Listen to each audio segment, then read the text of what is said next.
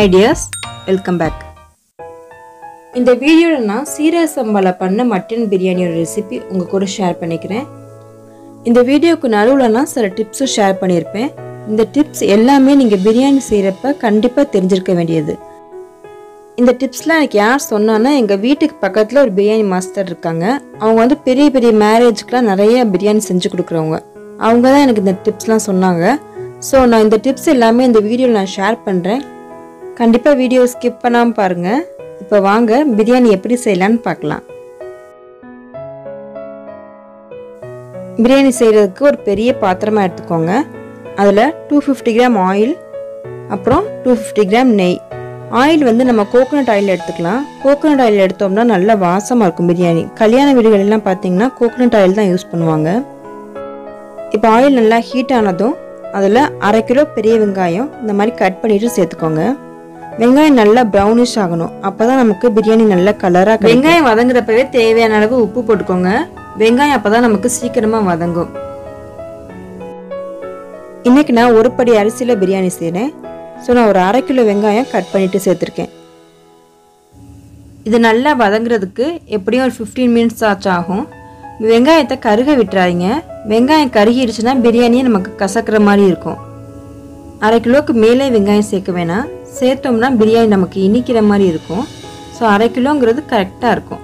இப்போ நம்ம 50 கிராம் புதினா, 50 கிராம் மல்லி இது கூட சேர்த்துக்கலாம். இதுவும் நல்லா வெங்காயத்தோடு சேர்ந்தே வதங்கட்டும்.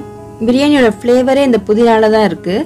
இதுவும் நல்லா ப்ரௌன் கலராக வர வரைக்கும் இந்த வெங்காயத்தோடு சேர்ந்து வதக்கட்டும். இப்போ நம்ம ஒரு 8 பச்சை மிளகாய், நல்ல பெரிய சைஸாக தான் எடுத்திருக்கேன். 8 பச்சை மிளகாவை இப்படி முழுசாகவே சேர்த்துக்கலாம்.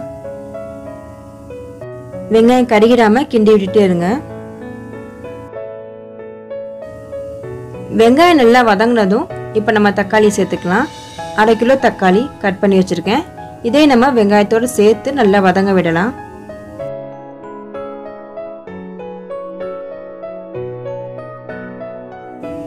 தக்காளி நல்லா வதங்கினதும் 1/4 கிலோ சின்ன வெங்காயம் மிக்சியில் நல்லா அரைச்சிட்டு இது கூட சேர்த்துக்கணும். நம்ம சேர்த்துருக்கிற இந்த வெங்காயம் நல்லா வதங்கினதும் இப்போ நம்ம இஞ்சி வெள்ளை போட்டு சேர்த்துக்கலாம். 100 கிராம் இஞ்சி, 100 கிராம் பூண்டு மிக்சியில் நல்லா அரைச்சிட்டு இது கூட நம்ம சேர்த்துக்கலாம். இந்த இஞ்சி வெள்ளை பூண்டோட பச்சை வாசனை போகிற வரைக்கும் நம்ம இதை வதக்கணும். பிரியாணி செய்கிறது கஷ்டம்னு நினைக்காதீங்க. பிரியாணி செய்கிறது ரொம்ப ரொம்ப ஈஸி. நான் சொல்லியிருக்கிற இந்த மெஷர்மெண்ட்லாம் கரெக்டாக ஃபாலோ பண்ணிங்கனாலே உங்களுக்கு பிரியாணி 100% பர்ஃபெக்டாக வரும். இஞ்சி பூண்டு விழுது நல்லா வதங்கினதும் 3 கிராம் பட்டை, 3 கிராம் ஏலக்காய், 3 கிராம் கிராம்பு இது 3ஐயும் ஒன்றா அரைச்சி பொடியாக்கி நம்ம இப்போ சேர்த்துக்கலாம். இதுதான் பிரியாணியோட மசாலாவே. பிரியாணிக்கு நல்ல வாசனை கொடுக்கும். நம்ம இதை மொத்தமாக அரைச்சி ஒரு பாக்ஸில் போட்டு ஸ்டோர் பண்ணிக்கலாம். எப்போ பிரியாணி செய்கிறோமோ அப்போ இதுலேருந்து கொஞ்சம் எடுத்து போட்டுட்டு நம்ம பிரியாணி செஞ்சுக்கலாம். அப்படி இல்லை இன்னைக்கு மட்டும் எனக்கு பிரியாணிக்கு இருந்தால் போதும் அப்படின்னு நினச்சிங்கன்னா சின்ன வெங்காயம் அரைக்கிறப்ப இதை சேர்த்து அரைச்சிக்கோங்க. ஏன்னா கொஞ்சமாக இதை மட்டும் போட்டு அரைச்சோம்னா இது நமக்கு நல்லா அரையாது. இது நல்லா ஃபைன் பவுடராக அரைச்சாதான் நமக்கு நல்ல கலர் கிடைக்கும் பிரியாணிக்கு. ஸோ இது வந்து சின்ன வெங்காயத்தோடு சேர்த்து அரைச்சிக்கோங்க. இது கூட 2 டேபிள் ஸ்பூன் மிளகாத்தூள் சேர்த்துக்கணும். நம்ம ஆல்ரெடி பச்சை மிளகாய் போட்டுட்டோம். ஸோ 2 டேபிள் ஸ்பூன் மட்டும் மிளகாத்தூள் சேர்த்துக்கோங்க. சேர்த்துட்டு 3 டேபிள் ஸ்பூன் மல்லித்தூள், தனியாத்தூள் 3 டேபிள் ஸ்பூன் சேர்த்துக்கோங்க. மசாலாலாம் நல்லா வதங்கினதும் இப்போ நம்ம தயிர் சேர்த்துக்கலாம். 200 கிராம் தயிர், புளிக்காத வீட்டு தயிராக எடுத்துக்கோங்க. இது சப்போஸ் நீங்கள் எடுக்கிற தயிர் வந்து உங்களுக்கு புளிக்கிற மாதிரி இருந்ததுன்னா தயிரோட அளவை கொஞ்சம் குறைச்சிக்கோங்க. 150 கிராம் கூட சேர்த்துக்கிட்டா போதும்.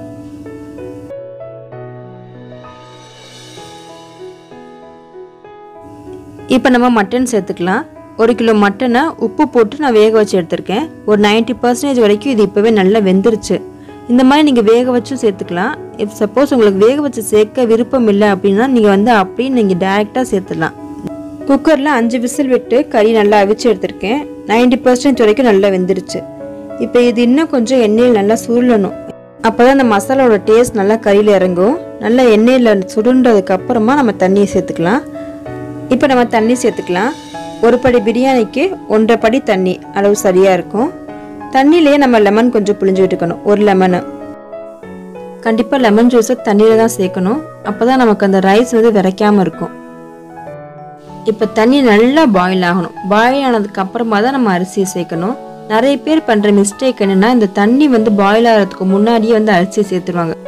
அப்படி நம்ம செஞ்சோம்னா நம்ம சேர்த்துருக்க தண்ணி ஃபுல்லாமே வத்திரும். ஆனால் அரிசி வெந்திருக்காது. அப்படியே வெந்திருந்தாலும் மேலே மட்டும் வெந்திருக்கும், உள்ளே வெந்திருக்காது. அரிசி வேகலையேன்னு சொல்லிட்டு நம்ம தண்ணி ஊற்றினோம்னா நமக்கு பிரியாணி மாதிரி இலச்ச மாதிரி இருக்கும், டேஸ்ட் நல்லா இருக்காது. ஸோ தண்ணி நல்லா கொதிச்சதுக்கு அப்புறமா அரிசியை சேர்க்கணும்.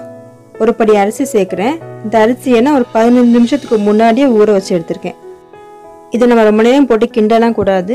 ஒரு 2 கிண்டு கிண்டிட்டு அப்படியே மூடி வச்சுருங்க. தண்ணியில் உப்பு கரெக்டாக இருக்கான்னு செக் பண்ணி பார்த்துக்கோங்க. பத்தலைன்னா போட்டுக்கோங்க. உப்பு நம்ம கறிக்கிற மாதிரி இருக்கணும். அப்போ தான் நமக்கு பிரியாணிக்கு டேஸ்ட் நல்லாயிருக்கும். மூடி வச்சுட்டு ஒரு 10 or 15 மினிட்ஸ் கழித்து எடுத்துட்டு நம்ம ஒரு தடவை கிண்டி விட்டுக்கலாம். அடிக்கடி கிண்டி விட்டோம்னா சோறு உடஞ்சிரும்.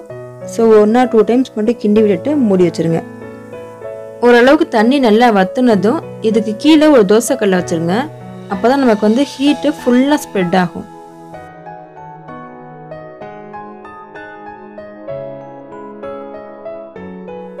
இப்போ ரைஸ் நல்லா வெந்ததும் அடுப்பை ஆஃப் பண்ணிவிட்டு அந்த தோசைக்கல்லை எடுத்து அந்த சட்டிக்கு மேலே வச்சுருங்க. அரிசியை ரொம்ப குழையெல்லாம் வேக விட்டுறாதீங்க. ஓரளவுக்கு வெந்ததும் இந்த மாதிரி தோசைக்கல்லத்துக்கு நம்ம வச்சிடணும். 30 மினிட்ஸ்க்கு நம்ம திறக்கவே வேணாம். 30 மினிட்ஸ் கழித்து நம்ம திறந்து பார்ப்போம்.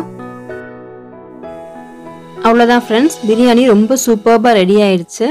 இந்த வீடியோ கண்டிப்பாக உங்களுக்கு யூஸ்ஃபுல்லாக இருக்கும்னு நினைக்கிறேன். இந்த வீடியோ உங்களுக்கு பிடிச்சிருந்ததுன்னா ஒரு லைக் பண்ணிடுங்க. லைக் பண்ணிவிட்டு உங்கள் ஃப்ரெண்ட்ஸ் கூட ஷேர் பண்ணுங்கள். கூடவே மறக்காமல் நம்ம சேனலையும் சப்ஸ்கிரைப் பண்ணிடுங்க. Thank you. Let's spread the joy of cooking.